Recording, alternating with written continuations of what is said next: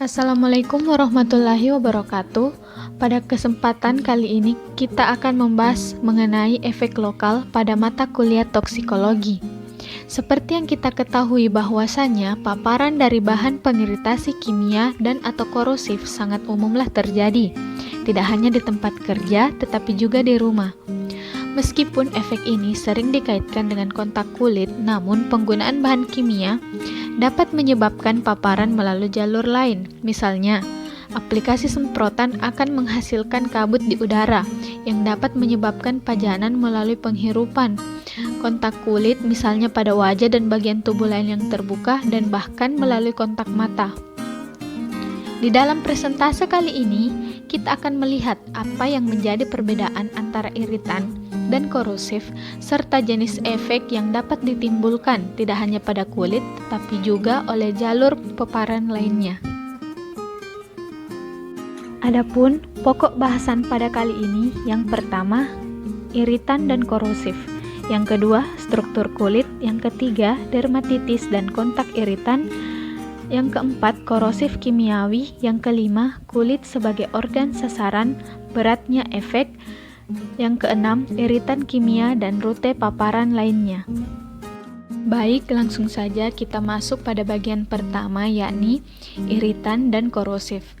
Iritan kimiawi adalah zat yang menyebabkan respon inflamasi non-imunologis yang terlokalisasi dan dapat dibalik pada titik kontak, yaitu paparan dengan tubuh. Pada kulit ini disebut dermatitis kontak iritan, dari kata itis yang berarti peradangan. Ini adalah jenis respon kulit yang sangat umum terhadap cedera kimiawi. Contoh iritan kimiawi termasuk asam encer dan alkali. Zat korosif seperti asam pekat atau alkali menyebabkan kerusakan lokal yang terlihat dan tidak dapat diubah ke semua jaringan hidup yang bersentuhan dengannya, terlepas dari jalur pemaparannya. Efek yang dihasilkan sering disebut dengan luka bakar kimiawi. Kedua jenis efek ini bergantung pada dosis, yang berarti semakin tinggi dosis atau konsentrasinya, maka semakin parah efeknya. Kulit adalah tempat yang sangat umum terpapar iritan kimiawi dan korosif. Oleh karena itu, sangat penting untuk memiliki pemahaman dasar tentang struktur kulit, karena ini akan membantu kita memahami bagaimana cedera dapat terjadi. Selanjutnya yang kedua, yakni struktur kulit. Kulit adalah organ terbesar dari tubuh kita dengan perkiraan 2 meter kulit yang beratnya mencapai 3,5 kg. Kulit adalah organ berlapis yang terdiri dari 3 lapisan utama, yakni epidermis, dermis, dan lapisan lemak subkutan. Epidermis adalah lapisan luar kulit dan merupakan antarmuka utama antara lingkungan eksternal dan internal kita. Bagian terluar dari epidermis adalah stratum corneum. Ini terdiri dari keratinosit yang mati dan terkornifikasi, yang berfungsi sebagai penghalang bagi lingkungan luar. Bisa kita lihat seperti pada gambar 6.3. Stratum corneum adalah penghalang yang sangat penting untuk bahan kimia dan elektrolit yang larut dalam air. Dermis di bawah stratum corneum terdiri dari 4 lapisan, yakni stratum lucidum, stratum granulosum, stratum spinosum, dan stratum basal yang terletak tepat di atas dermis. Sel keratinosit terbentuk di lapisan basal, dan saat mereka naik melalui lapisan epidermis, mereka menjadi keratin dan akan kehilangan kemampuan metabolisme. Keratinosit di stratum corneum terus-menerus terkelupas, yang berarti bahwa mereka secara teratur perlu diganti dengan keratinosit lainnya. Ya, selanjutnya adalah struktur kulit. Sel Langerhans yang merupakan sel dendritik juga terdapat di epidermis. Selain untuk melanosit yang bertanggung jawab untuk produksi pigmen coklat yang digunakan untuk melindungi tubuh dari sinar UV yang berbahaya, juga terdapat di lapisan ini. Dermis sangat berbeda dengan epidermis, terutama karena kaya akan pembuluh darah dan ujung saraf serta terdiri dari jaringan ikat yang mengandung serat elastis dan kolagen yang memberikan dukungan pada organ. Dapat dilihat pada gambar 6.4. Di dalam lapisan dermal, fibroblast adalah sel yang paling dominan. Ini mensintesis kolagen dan matriks ekstraseluler. Yang keduanya menyediakan kerangka struktur untuk jaringan. Namun, sel lain seperti makrofag, sel mas, dan adiposit juga ada di lapisan dermal ini. Dermis juga mengandung kelenjar sebakous dan keringat bersama dengan folikel rambut yang menembus ke lapisan paling luar dari epidermis. Lapisan bawah atau lapisan subkutan terdiri dari lemak dan jaringan ikat. Ia memiliki peran kunci dalam pengaturan suhu dan mirip dengan lapisan dermal dan epidermis. Ia juga memiliki ketebalan yang bervariasi. Selanjutnya adalah dermatitis kontrak iritan. Dermatitis kontrak iritan muncul dari kerusakan fungsi pelindung kulit. Hal ini memungkinkan masuknya lapisan bawah kulit pada pengembangan respon inflamasi lokal. Pada manusia itu dilambangkan dengan kemerahan atau eritema, nyeri, dan edema. Menurut Swenses 2013, 95% dari semua kasus dermatitis kontrak yang dilaporkan melibatkan tangan. Yang tidak mengherankan mengingat tangan secara efektif adalah alat kerja kami. Meskipun demikian, dermatitis kontrak iritasi juga dapat berkembang di wajah dan leher. Seandainya ada bahan kimia yang menyebar ke udara, gejala-gejala dermatitis kontrak iritasi umumnya dapat pulih kembali setelah paparan berhenti dan dengan asumsi tidak ada komplikasi sekunder seperti infeksi. Penyembuhan total harus terjadi seperti yang akan terlihat. Tidak demikian halnya dengan bahan kimia koresif.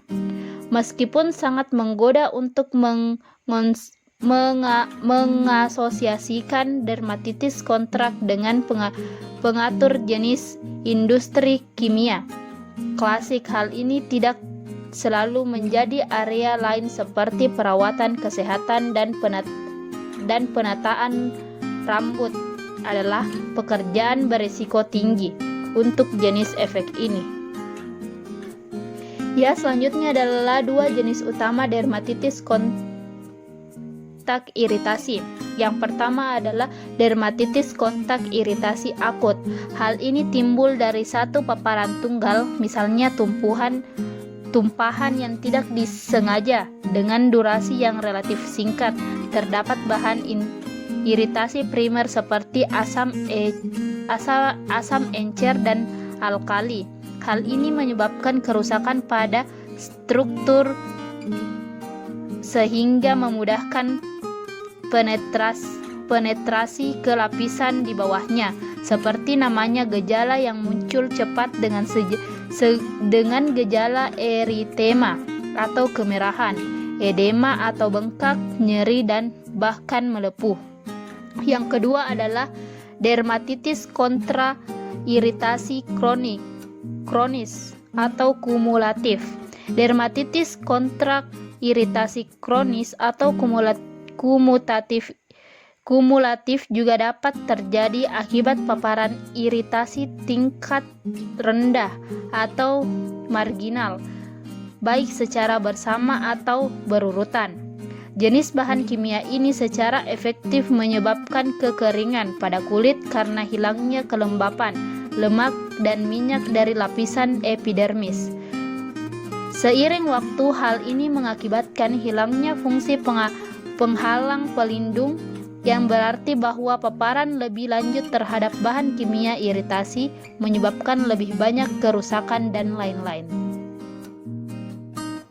Ya, poin berikutnya yaitu meliputi korosif kimiawi, ialah efek yang dapat menimbulkan oleh paparan bahan kimia korosif, di mana gejalanya meliputi nyeri hebat, yaitu bengkak, kemerahan, dan bahkan jaringan perut permanen karena kulit tidak dapat memperbaiki dirinya sendiri sepenuhnya.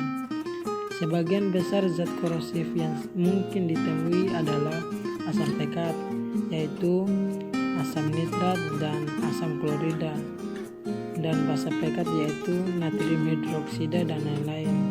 Sifat korosif yang muncul dari nilai pH-nya. Asam pekat cenderung memiliki nilai pH yang sangat rendah, biasanya kurang dari 2. Basa pekat akan memiliki nilai pH yang sangat tinggi, yaitu lebih dari 11,5. Bisa dilihat dari gambar di samping. Namun, jika satu-satunya bukti yang tersedia adalah pH ekstrim, maka penting untuk mempertimbangkan cadangan asam atau basa. Sebagian ukuran kapasitas penyangga bahan kimia tersebut. Ini karena bahan kimia atau campuran mungkin tidak korosif seperti yang disarankan oleh pH ekstrim. Menurut Maisel 2011, perlu dicatat bahwa beberapa bahan kimia seperti peroksida organik bersifat korosif bahkan tanpa adanya pH yang ekstrim. Poin berikutnya yaitu kulit sebagai organ sasaran. Beratnya efek. Tidak semua orang akan mengalami tingkat cedera kulit yang sama akibat iritan kimiawi atau korosif. Alasannya ada beberapa faktor yang akan mempengaruhi derajat kerusakan kulit yang mungkin terjadi karena paparan bahan kimia. Ini dapat dikategorikan sebagai intrinsik atau ekstrinsik yang diringkas dalam. Selanjutnya, faktor intrinsik dan ekstrinsik yang mempengaruhi perkembangan dermatitis kontak iritan. Faktor intrinsik yang pertama yaitu faktor tuan rumah. Dampaknya, faktor tuan rumah yang meliputi usia, jenis kelamin, dan ras dapat berdampak tingkat keparahan respon. Selanjutnya, lokasi anatomi kulit yang terkena dan predisposisi kulit. Dampaknya yaitu ketebalan kulit tidak seragam, yang berarti beberapa area seperti punggung tangan dan diantaranya jari lebih rentan terhadap efek iritan dibandingkan dengan area lain pada tubuh. Selain itu, kulit pun menjadi predisposisi kondisi di mana lapisan paling luar dari kulit berada dikompromikan, berarti bahan kimia dapat dengan mudah menembus ke lapisan kulit bawah. Selanjutnya, atopi. Dampaknya yaitu secara umum individu dengan kondisi atopik yaitu asma, eksim, atau demam kemungkinan besar mengidap peningkatan kerentanan terhadap perkembangan iritan dermatitis kontak. Selanjutnya yaitu faktor ekstrinsik. Yang pertama yaitu suhu. Dampaknya peningkatan suhu akan membuat kulit lebih keropos karena berkeringat, sehingga memudahkan penetrasi ke lapisan kulit bawah. Yang kedua, kelembapan. Dampaknya yaitu lingkungan yang lebih lembab akan membuat kulit lebih banyak berpori, sehingga memfasilitasi perjalanan bahan kimia melintasi stratum corneum ke lapisan bawah. Ini adalah apa yang terjadi ketika kulit menjadi tertutup apa adanya. Kasusnya saat memakai sarung tangan sintetis. Yang ketiga yaitu durasi dan frekuensi exposure. Dampaknya merupakan determinan penting dari toksikologi hasil.